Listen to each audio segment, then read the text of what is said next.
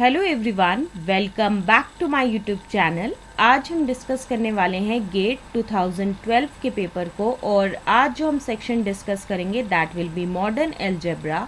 साथ ही साथ ये जो वीडियो है ये है पार्ट फर्स्ट 1। तो चलिए स्टार्ट करते हैं आज की वीडियो को। आज का हमारा क्वेश्चन क्या है, let R is equal to Z cross Z and I is equal to Z cross singleton set 0, then which of the following statements is correct। तो इस केस में बेसिकली हमें क्या गिवन है, R और I गिवन है और हमें बताना है कि इनमें से कौन सी स्टेटमेंट जो है वो बिल्कुल सही है। And the statements are given in the form of options. Option A is I is maximal ideal but not a prime ideal of R. Option B is I is prime ideal but not a maximal ideal of R. Option C is I is both maximal as well as prime ideal of R. And option D is I is neither a maximal ideal nor a prime ideal of R. तो इस question में basically हमें total 4 options दिए गए हैं और हमें बताना है कि इन चारों में से करेक्ट आंसर क्या है। तो चलिए डिस्कस करते हैं इस क्वेश्चन के सॉल्यूशन को। इस क्वेश्चन के सॉल्यूशन को डिस्कस करने से पहले हम डिस्कस करेंगे कुछ इम्पॉर्टेंट कॉन्सेप्ट्स को जिनको हम यूज़ करेंगे while solving this particular question. सबसे पहले जो डेफिनेशन हम डिस्कस करेंगे that will be the definition of Cartesian product. अब ये कार्टेशियन प्रोडक्ट होता क्या है, तो इस केस में क्या है कि हम मान के चलेंगे कि R1 और R2 जो है वो दो रिंग्स हैं। तो एक सेट को जो है हम डिफाइन करेंगे दैट इज R, जो कि किसके बराबर होगा, that is R1 cross R2 के बराबर होगा।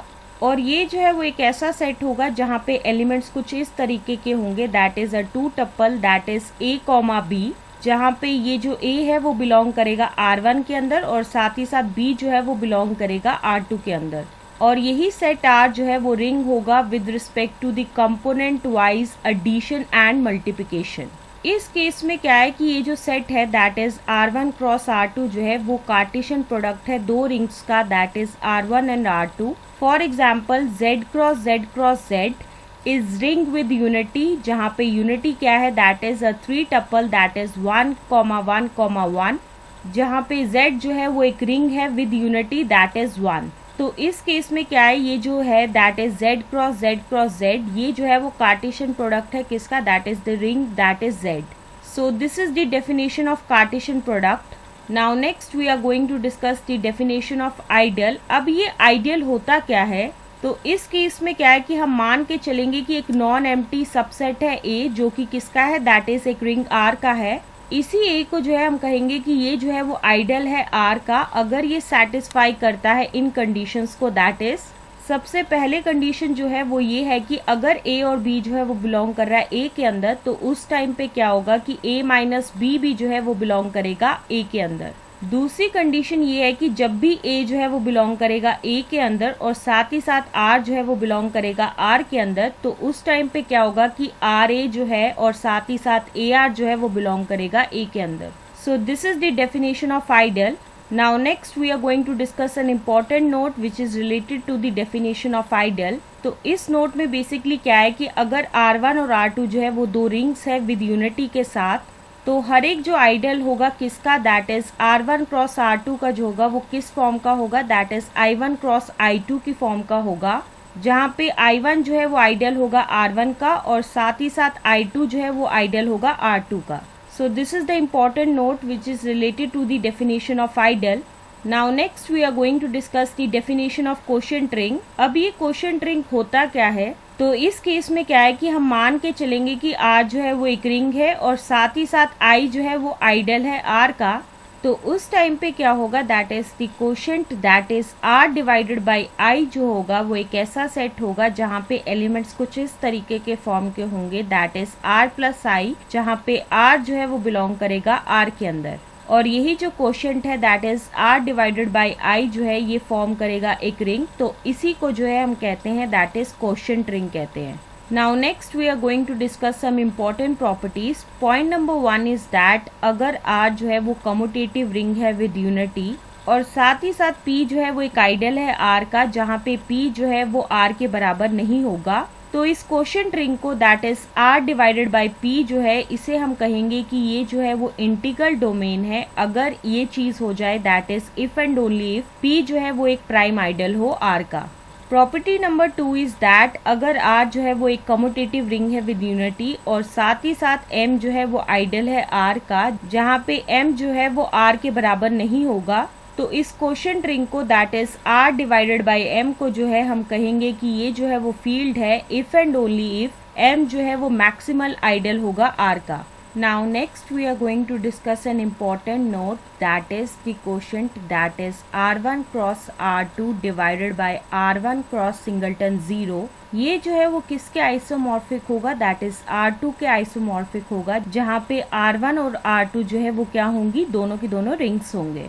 अब हम आते हैं आज के क्वेश्चन की तरफ, और आज के क्वेश्चन में जैसा कि हमें क्या गिवन है कि R जो है वो किसके बराबर है, that is Z cross Z, जो कि क्या है, एक कम्यूटेटिव रिंग है विद यूनिटी, और साथ ही साथ I जो है वो किसके बराबर है, that is Z cross singleton set 0, और ये जो है वो क्या है, आइडियल है किसका, that is Z cross Z का। तो अब जो क्वोशिएंट रिंग है that is R divided by I जो है वो किसके बराबर है, that is Z cross Z divided by Z cross singleton set 0।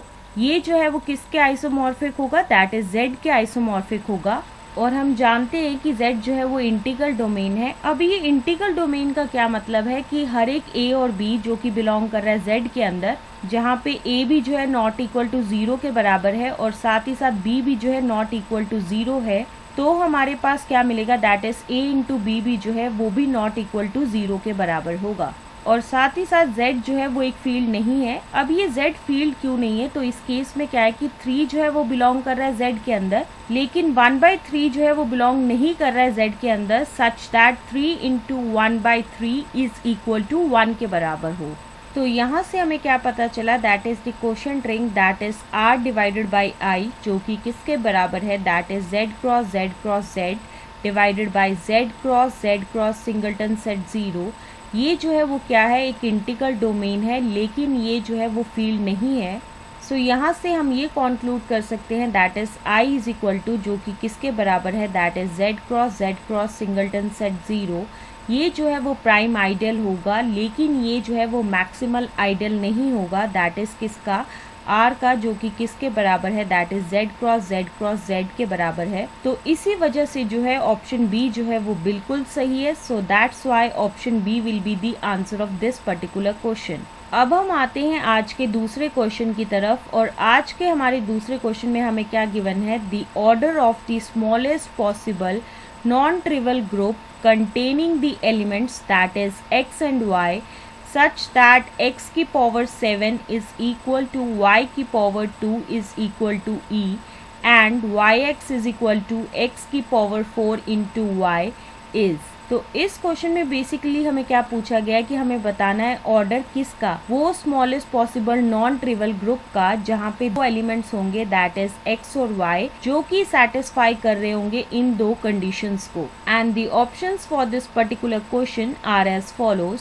Option A is 1, option B is 2, option C is 7 and option D is 14। तो इस question में basically हमें 4 ऑप्शंस दिए गए हैं और हमें बताना है कि इन चारों में से करेक्ट आंसर क्या है। तो चलिए डिस्कस करते हैं इस क्वेश्चन के सॉल्यूशन को। इस क्वेश्चन के सॉल्यूशन को डिस्कस करने से पहले हम डिस्कस करेंगे कुछ इंपॉर्टेंट कॉन्सेप्ट्स को, जिनको हम यूज करेंगे while solving this particular question. सबसे पहला जो कॉन्सेप्ट हम डिस्कस करेंगे that will be the definition of trivial group. अब ये ट्रिवियल ग्रुप होता क्या है, तो इस केस में क्या है कि एक ग्रुप है that is singleton set E, जिसमें टोटल एक ही एलिमेंट है दैट इज E1, जो कि एक आइडेंटिटी एलिमेंट होगा उस ग्रुप का। इस ग्रुप को जो है हम कहेंगे कि ये जो है वो ट्रिवियल ग्रुप होगा, और साथ ही साथ वो ग्रुप जो बराबर नहीं है इसके, दैट इज सिंगलटन E के बराबर नहीं है, उसे हम कहेंगे कि ये जो होगा वो क्या होगा, एक नॉन ट्रिवियल ग्रुप होगा। So this is the definition of trivial group. Now next we are going to discuss the concept of Zn। अब ये Zn होता क्या है, तो इस केस में क्या है कि एक सेट है दैट इज Zn, जो कि किसके बराबर है, that is 0, 1, 2, so on up to n-1, जहाँ पे n जो है वो ग्रेटर देन इक्वल टू 1 है, और यही जो Zn है इसे हम कहेंगे कि ये जो है वो ग्रुप है अंडर एडिशन मॉडुलो n के। Now next we are going to discuss an important result, that is अगर ऑर्डर ऑफ ग्रुप जो है वो किसके बराबर है, दैट इज 2 के बराबर है, तो उस टाइम पे number of non isomorphic group और you can say that number of up to isomorphic group वो किसके बराबर होगा, दैट इज 1 के बराबर होगा, जो कि क्या होने वाला है, दैट इज Z2 होगा। और साथ ही साथ number of non isomorphic abelian group जो होगा वो भी 1 के बराबर होगा, और वो कौन सा ग्रुप होगा, दैट इज Z2 ग्रुप होगा। अब हम आते हैं आज के क्वेश्चन की तरफ, और आज के क्वेश्चन में हमें क्या गिवन है कि G जो है वो एक नॉन ट्रिवियल ग्रुप है, जहाँ पे एलिमेंट्स जो है वो एग्जिस्ट कर रहे हैं, दैट इज X और Y, जो कि सेटिस्फाई कर रहे हैं इन दो कंडीशंस को, that is condition number 1 is that x की power 7 is equal to y की power 2 is equal to e के बराबर, और जो कंडीशन नंबर 2 है वो ये है कि y इंटू एक्स जो है वो किसके बराबर होगा, दैट इज x की पावर 4 इंटू वाई। तो इस क्वेश्चन में बेसिकली हमें क्या निकालना है कि स्मॉलेस्ट पॉसिबल ऑर्डर क्या हो सकता है इस g का। सबसे पहले हम आते हैं ऑप्शन ए की तरफ, और ऑप्शन ए में क्या है कि हम मान के चलेंगे कि ऑर्डर ऑफ जी जो है वो किसके बराबर है, 1 के बराबर है। तो उस टाइम पे जी जो है वो किसके बराबर होगा, दैट इज सिंगलटन सेट ई के बराबर होगा, जहाँ पे ई जो है वो आइडेंटिटी एलिमेंट होगा जी का। ये जो जी है वो एक ट्रिवल ग्रुप होगा, लेकिन हमारे क्वेश्चन में हमें क्या गिवन है कि जी जो है वो एक नॉन ट्रिवल ग्रुप होना चाहिए। सो यहाँ से हम ये कंक्लूड कर सकते हैं कि ऑर्डर ऑफ जी जो है वो 1 के बराबर तो नहीं होगा। अब हम आते हैं ऑप्शन बी की तरफ, और ऑप्शन बी में हमें क्या गिवन है कि ऑर्डर ऑफ जी जो है वो 2 के बराबर है। अगर ऑर्डर ऑफ जी जो है वो 2 के बराबर है, तो उस टाइम पे क्या होगा कि जी जो है वो किसके आइसोमॉर्फिक होगा, दैट इज Z2 के आइसोमॉर्फिक होगा, और Z2 जो है वो एक ऐसा सेट होगा जिसके अंदर टोटल 2 एलिमेंट्स होंगे, दैट इज 0, 1। यहाँ पे 0 जो है वो डिनोट कर रहा है आइडेंटिटी एलिमेंट को, और साथ ही साथ G जो है जो कि आइसोमॉर्फिक है Z2 के, जहाँ पे Z2 भी जो है वो एक नॉन ट्रिवल ग्रुप है। इस केस में क्या है कि अगर हम X की जगह जो है वो 0 लें और साथ ही साथ Y की जगह जो है वो 1 लेंगे, तो उस टाइम पे क्या होगा कि ये जो दोनों के दोनों एलिमेंट्स हैं वो सेटिस्फाई कर रहे होंगे हमारी गिवन कंडीशन को, दैट इज X की power 7 is equal to Y की power 2 is equal to E के बराबर, और दूसरी कंडीशन जो सेटिस्फाई कर रहे होंगे that is y into x जो है वो किसके बराबर है, दैट इज x की पावर 4 इंटू वाई के बराबर है। सो यहाँ से हम ये कंक्लूड कर सकते हैं कि जो ऑर्डर होगा smallest possible non trivial group का, जो कि कंटेन कर रहे होंगे एलिमेंट्स को, दैट इज x और y को, वो क्या होने वाला है, दैट इज 2 होने वाला है। सो इसी वजह से जो है ऑप्शन बी जो है वो बिल्कुल सही है। So that's why option B will be the answer of the question number 2-1। So this is the explanation to this particular question, and with the explanation of this question, this is the end of this video. Stay tuned for the next video.